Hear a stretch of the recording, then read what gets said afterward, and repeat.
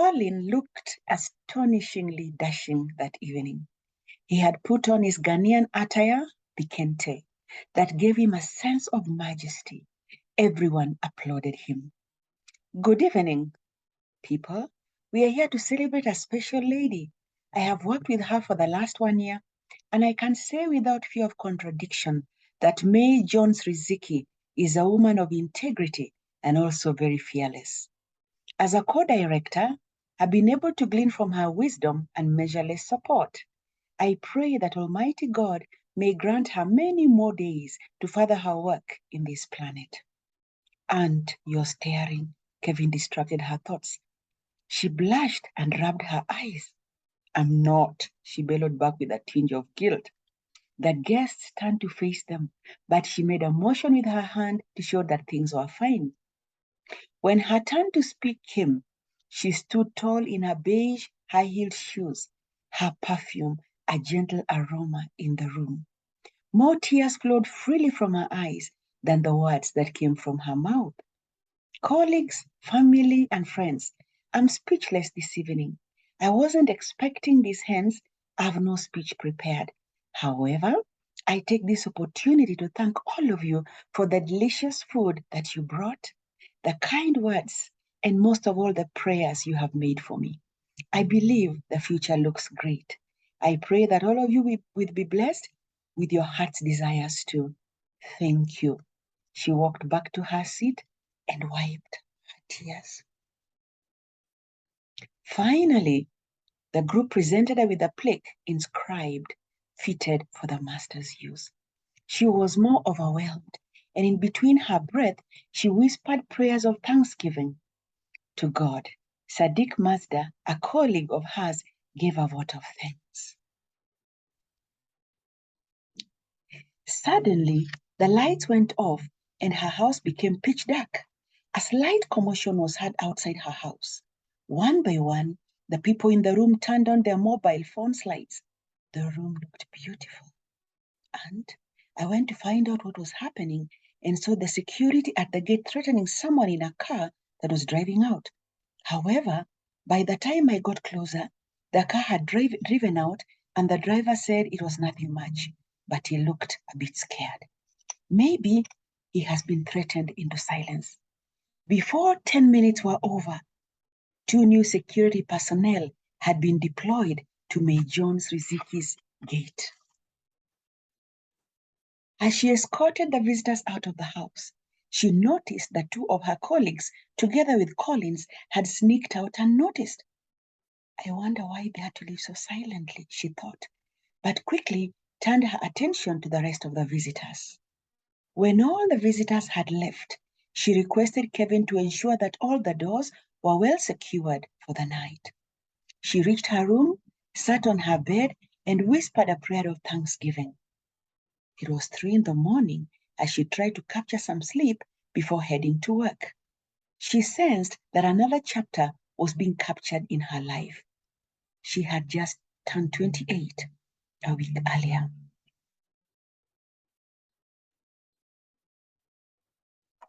A week later, she woke up as usual and prepared herself for work.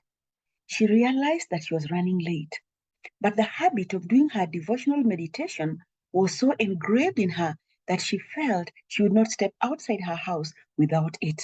So quickly, she took her Bible and randomly flipped the pages. Her eyes were caught on a certain verse, Psalms 34, verse 7.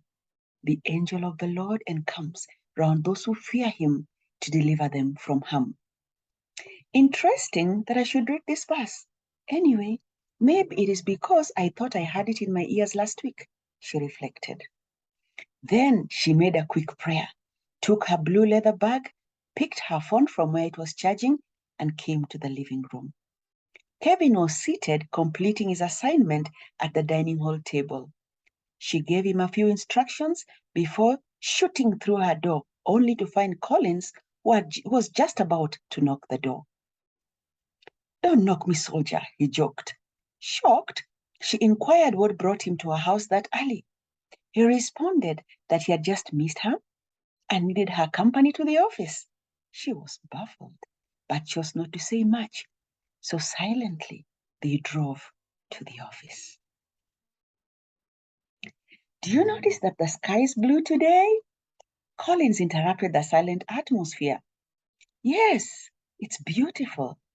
I wonder what's in store for us, she commented nonchalantly. Well, when a lady puts on to match the sky, there must be great things in store, I believe. May realized that she had put on her blue skirt suit and blushed. Collins, it's too early to engage in such jokes, she responded, feigning annoyance.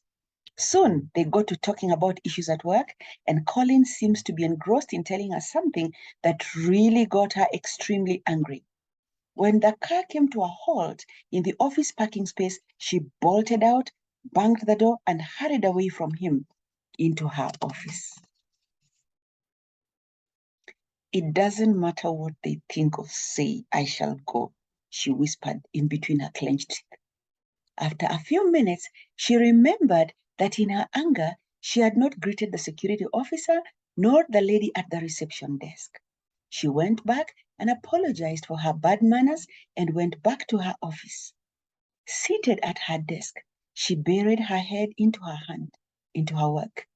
At around 10 o'clock, she made some coffee and went to sit in the relaxing sofa. The receptionist brought her some donuts and a note. She appreciated her kind gesture and scanned the note. Something about it made her leave her coffee unfinished, and she hurried back to her work. By around 2 in the afternoon, she realized it was past lunch hour and Collins had not passed by her office as usual. She dismissed that thought and stood up to go for lunch at the cafeteria. As she approached the door, she felt like she was about to pass out. She decided to sit on the sofa for a while. Then she had a beep on her phone and checked it out. A smile spread over her face and she relaxed. Why that smile? Came another message. Before she could reply, the door sprang wide open and a waiter came in with a tray with a variety of food. Her digestive juices started jumping up and down. She was truly famished. Just as she was about to put the first spoon in her mouth, she heard, "Surely you have not said the grace." She felt a little embarrassed, but Collins went ahead and said it. That is when she noticed that there were 2 extra plates in the tray. Collins and another colleague were joining her for lunch. She welcomed them and they had a sumptuous lunch. She learned that on noticing that she had delayed in coming for lunch, Sadiki Mazda, a colleague, had requested Collins, since they too were late, to surprise her in the office. By the time they finished their lunch, the ice tension between Collins and May had thawed. By the way, Collins, I have made all arrangements. Collins looked at her, shook his head, and closed the door behind him. May continued clearing the work on her tray for the rest of the day. Her in-tray had been very full. At 6 in the evening, she called a cab to drop her home. Just right next to her gate, a white Hilux Toyota was parked. Due to its deeply tinted windows, she did not see the occupants, but her heart missed a beat. She hurried into the house and went upstairs to have a secret view of it. She reached just in time to see a red car join it, and the occupants, who lowered the window slightly, seemed to exchange a package and then left. She wondered why they had to use her gate to do dirty business. She then had some supper that Kevin had prepared and went straight to her bedroom to pack. Her flight was scheduled for 7:30 in the morning, so she had to leave her house very early. How come the other directors do not want me to go for this meeting? I shall get to the bottom of this when I come back, she assured herself as she slid into dreamland. By 4 o'clock at dawn, she was on her way to Jomo Kenyatta International Airport. 5 minutes after leaving her gate, she felt she was being tracked, and when she looked behind, a red car similar to the one she had seen at the gate was right behind them. Kevin, she addressed her nephew, I've forgotten something in the house. Please stand back. Kevin did not argue. He obliged, and to her dismay, after a while, she saw the red car trailing them again. They came back to her house, and she told Kevin to get right into the garage. She alighted and went back to her house. After 5 minutes, her car came out of the gate. Kevin took the path along the Mombasa Road and instead of taking the turn into the airport road, continued driving until he reached Kitengela town. He parked the car right in front of a hotel and walked in. He sat by a window facing where he had parked the car and ordered a hot cup of tea. Hardly had he sipped a mouthful when the red car arrived and parked right next to his car. One occupant from the red car went straight to Kevin's car and stood right next to the driver's door. After waiting for 30 minutes, the man seemed to give up. He hurriedly went back into the red car. The driver took off at a breakneck speed. They seemed disappointed. Aunt May, I hope you reached the airport safely. Kevin made a call. Yes, Kevin, I'm safe. Actually, in the boarding lounge. Thanks for the quick thinking. That's why you should be in the intelligence squad, she responded jokingly. Within 1 hour, May Riziki was en route to Durban, South Africa. The journey was very peaceful, except when the little child seated next to her insisted on touching her fingernails. The little girl thought they were beautiful sweets. May had manicured her nails with different striking colors. Were it not for the keen-eyed mother, the child would have eaten those fingernails when May dozed off. On arrival at the Durban International Airport, May was received by a short, light-complexioned man of African origin. He was frantically waving her name on a placard in the reception area. He took her luggage and led her to the waiting blue Mercedes-Benz Class 200. She was in awe of how the hotel had gone out of its way to accommodate and take care of its visitors.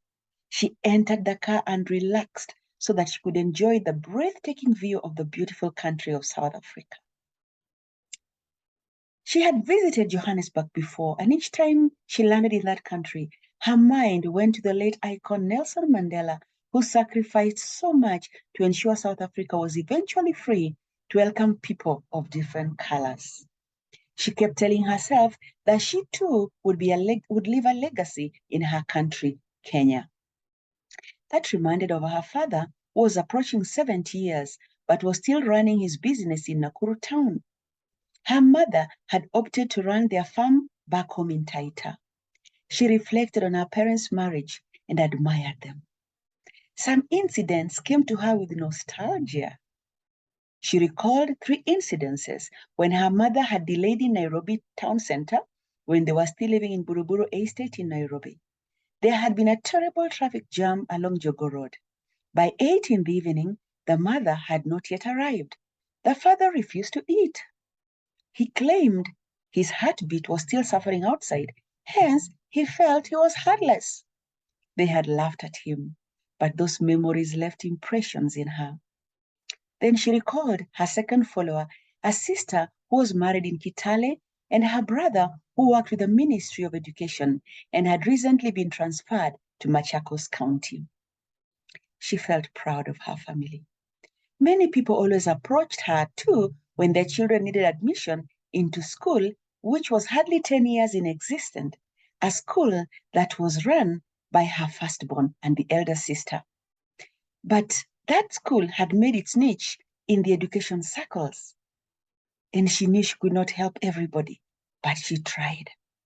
She reminisced on an occasion when she had put on a mask to scare her sister's children by pretending to be a robber. She had run straight into her sister walking along the corridor, while one of the children had run straight into the swimming pool behind the house and almost drowned were it not for their father, who had been reading his newspaper by the pool. That action had earned her 3 strokes of the cane, and she never pulled such a prank again. Her sister was an admirable administrator. All of a sudden, she realized that almost an hour had passed since she entered the cab.